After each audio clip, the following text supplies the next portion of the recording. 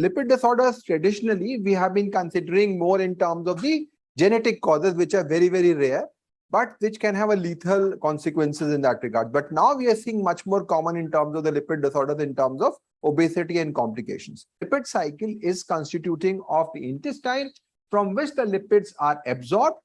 From there, they go to their target areas where they are used, as you said, for the cardiac function and the muscle function, where you have fatty acids, ketones, and all those things are being utilized.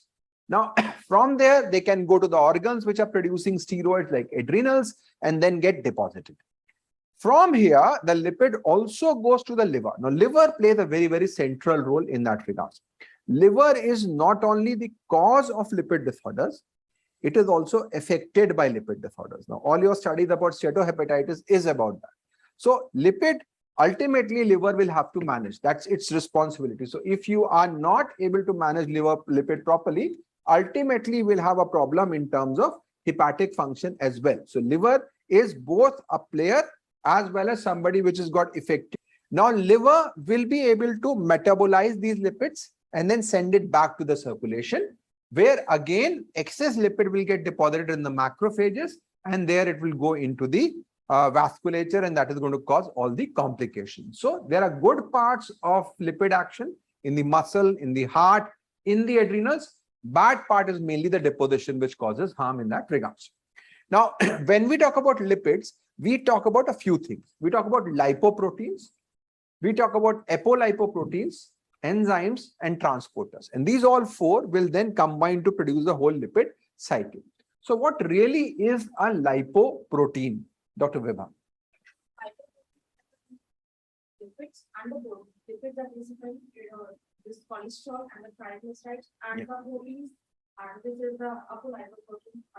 So basically you have got a lipid and protein in a sort of a shell. So it's like a package. It's like when you see you have got all the oil which has been imported and now it's been sent in those big vehicles. You see all those vehicles which carry the oil in which, so it's like a vector. So it's like you have sex hormone binding globulin, you have got other things which is carrying testosterone. Similarly, this is a lipid carrying large vehicle you can think of.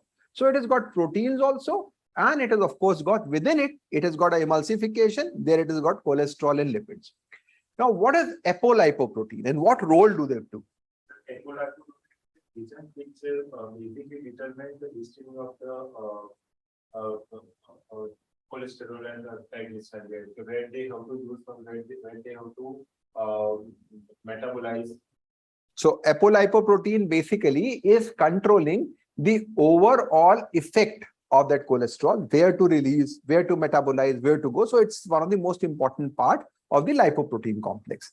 Then there are multiple enzymes and transporters which regulate the overall process. You have got lipase, which are mainly releasing the fatty acids. They are acting mainly on the triglyceride and chylomicron. So lipoprotein lipase and hepatic lipase. What else?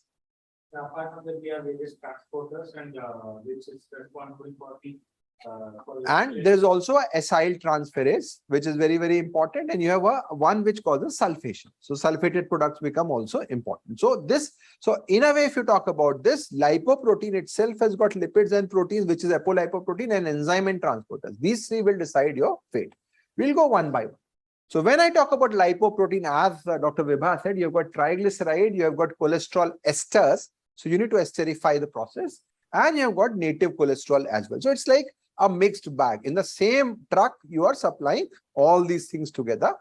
And very importantly, how would one part differ from the other would mainly be, as Dr. Manoj said, the apolipoprotein. So which apolipoprotein is there, which direct it, which organ will it work, where it will release, how much will it release, when it will be uptaken from that perspective. So the first one which I'm going to talk about is chylomicron, which is basically the exogenous source. It is the imported lipids which body has. This comes from the diet. So chylomicron is unique that it has got huge amount of triglyceride. It has got less amount of cholesterol. It has got largely triglycerides in this scenario. It comes from the intestine and it is the carrier of dietary lipids.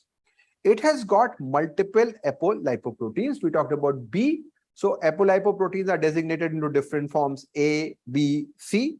B is important. What does B signify? If a lipoprotein has ApoB, what does it mean? Dr. Vibha? So B100 is for LDL. No. What does it mean? So if we say ApoB containing lipoproteins, they have a specific character. This is basically for the They are all They have to get the triglyceride in the body. they are all atherogenic. So all the ones which contain ApoB, LDL, VLDL, all that will usually be atherogenic. This one also has cholesterol, that is why, but mainly other ones, the ApoB 100 ones are even more atherogenic than ApoB 48. So this B48 will decide where they will go from that perspective. Now, ApoC2 is very important. It actually activates the lipoprotein lipase, and there is another ApoC3 which will inhibit that from that perspective. Now, this lipoprotein lipase will then digest the triglyceride. So it's like this truck is now carrying the overall process and it is going from a different scenarios. Now what happens is that they are being taken to different stores, and from there the triglyceride has been taken off, the oil has been taken off, and that is the way it is progressing from that perspective. Now, C3 is an inhibitor of lipoprotein lipase. So what will be the causes of which defect C2 or C3 will cause high levels of triglyceride? So when we talk about VLDL, it is being produced endogenously. So we had this external imported form of lipid. Now we have endogenous form of lipid, which is there. And this basically has got more amount of cholesterol, less amount of triglyceride. How much triglyceride is there in terms of percentage in VLDL? 80% of triglyceride and 20% is there. That is why when you are actually calculating the LDL cholesterol using the Friedewald equation, which we'll talk about later on, you use a ratio of 1:5. So because their VLDL is actually estimated from the triglyceride. So if you say your triglyceride is 200, your VLDL will be 40. That is how you 20% is 1/5. That is how you do that. What about chylomicron? So chylomicron, this ratio would be very less. So suppose you have eaten recently. In that case, your lipids body will have more of chylomicrons. What will then happen to your calculated LDL? So I'm talking about fasting sample versus a post-meal sample.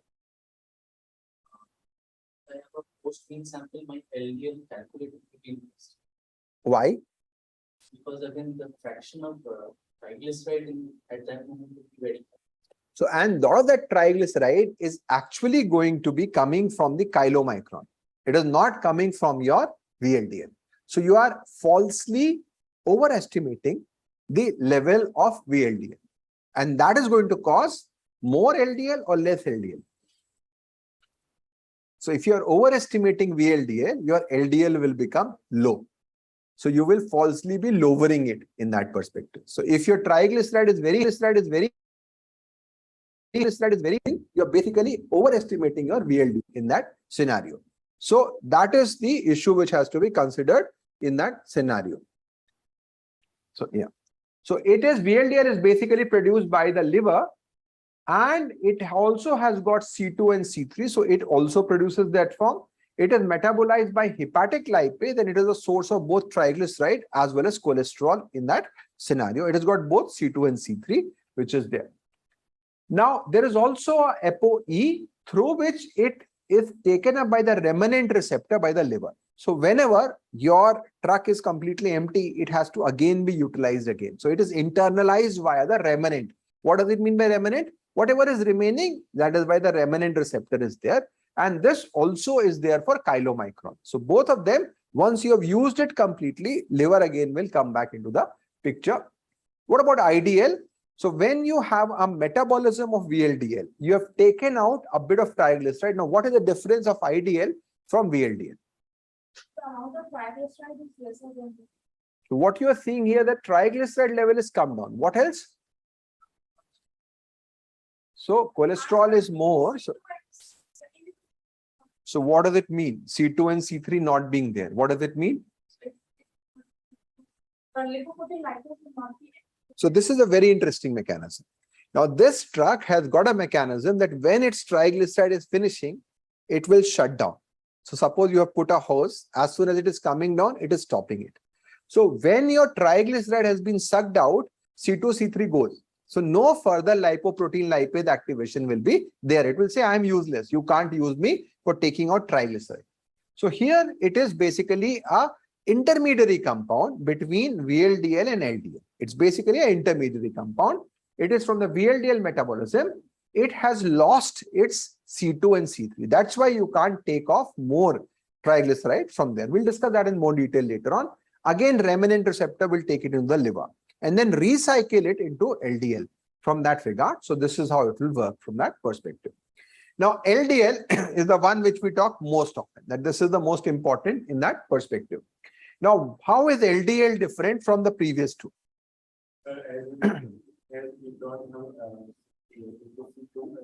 So first within the what lipids it has, the ratio.